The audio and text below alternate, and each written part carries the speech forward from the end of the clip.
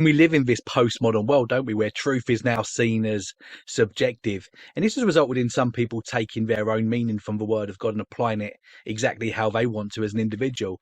Talk about that, Dan, and why is this so dangerous? Yeah, well, it's dangerous, of course, because we can't manage ourselves. If we run the world through the grid, let's say the postmodern grid, one aspect of it that's pretty prominent right now is you can say anything you want as long as it doesn't offend me. Because if it offends me, you're trying to kill me. You're saying I shouldn't exist. And we think, well, that's an interesting approach. It means that anything that runs against the grain of my preferences must be rejected. And in fact, maybe even you should be silenced for saying anything like that. Now, the conception there, of course, is that my subjective experiences and intuitions, if I can find the truth by looking inside. And, you can find some truth by looking inside. You look inside and say, oh, I really like that song.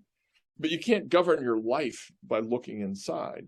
And, of course, Christians believe that humans are creating God's image and glorious, but also fallen and a glorious ruin. And we need correction. And the subjectivist interpreter is probably going to be very resistant to the idea that there's a word from the outside from 2,000 years ago that's going to correct me. I mean, how dare you say such a thing?